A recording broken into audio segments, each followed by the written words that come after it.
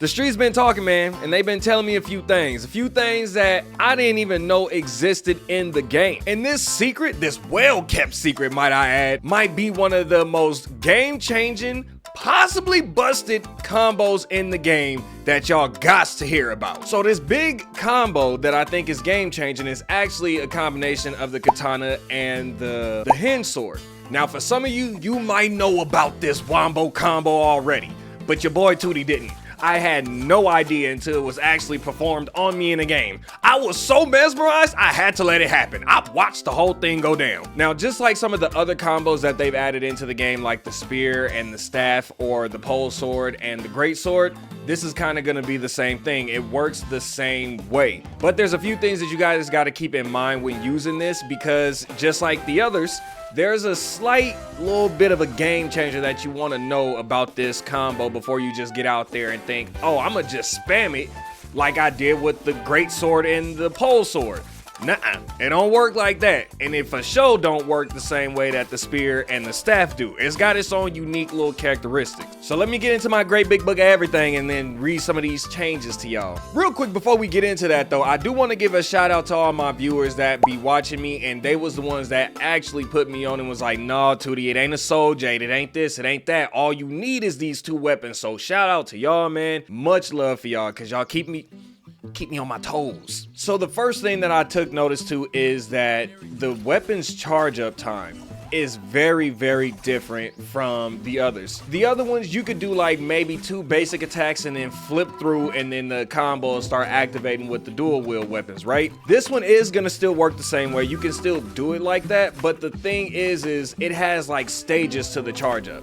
So if you just did the regular basic attack and then you switched into the weapons, you'll get like this animation where you get into this stance, right? And then your character will hold like they sword, and you're gonna see these words pop up. That's how you know you've activated it. Now, a few things that I've noticed, and I don't fully understand why sometimes it happened, but it did, where I would get into that and somebody could still possibly knock me out. So you gotta be careful with that. But don't worry, I got a workaround for that too. We'll get into that in a little bit. But once you guys see that initial startup and you see the words popping up on your screen on top of your character, you know that you've got it to work. Now, if you don't let that fully charge, you'll get out there and you'll do just like a quick draw of your sword. You know what I'm saying? Get a quick little hit in, and you're gonna be in that state where you kind of just got your sword up in the air for a second. So be careful, man. It's dangerous. But if you let that thing charge all the way up, then you guys are gonna get the animation that you're seeing right now in the gameplay, and it is nice. It's very, very nice. So this slow startup frame for it, right?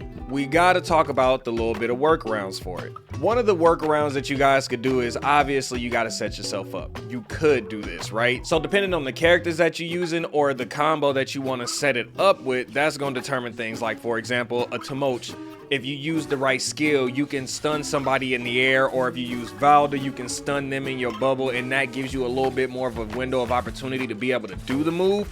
So those characters and anybody kind of like that, you're gonna have a little bit of an easier time. Even if it doesn't stun them forever, it gives you more than enough time to use the ability. But if you don't use them characters, or you don't feel like you want to use them characters, some good combos to try to set this up with is anything after a vertical strike, right? If you get that vertical strike and then you immediately switch to the next weapon, it doesn't matter if it's the hinge or the katana, it works either way, then you'll have that window of opportunity to be able to activate the attack. Now here comes the tricky part, is obviously they up in the air and you got to time that window of them coming down with the framing and everything like that. So that takes a little bit of time to get used to, but I promise you can pick it up. Or the other one could just be you getting into whatever combo that you normally do, and if it gives you that small window, maybe it creates a little bit of space or something like that, if it gives you just that little bit of window to switch into the combo, definitely take advantage of that. Now, since we talking about that and how to set it up, I want you guys to also understand the left click and the right click does not change the weapon's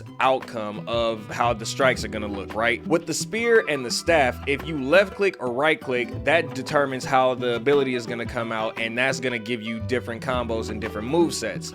But with these, it doesn't for whatever reason. I don't know if it's meant to be like that, but it doesn't matter if you left or right click it, it's all gonna be the same. And then obviously you guys should already know, if you just blue focus strike with one of them weapons and then you switch in between that, it'll still get you into the stance too. So that is a possibility. Another thing that's important to keep in mind with this too, unlike the spear and the staff, this one is a little bit starter because of that slow startup frame and everything like that. And I think a big reason for that is because the katana and the hinge sword are both kind of slower swinging weapons. Like, it's not that they're not good, you know what I mean, it's just it's a little bit slower for the animations to activate and come out. Now let me talk about them things that I was saying earlier in the video where there's a little bit of a workaround so that you guys don't sometimes get knocked out of that animation so that you can pull this move off. Now from my testing and knowledge, when you're using the ability and the words get ready to pop up, I want to say it's either right before they do or right at the start up of them words popping on your screen, you guys are gonna see like this white line pop off of your body, almost like a shockwave is the best way to describe it, and that will protect you.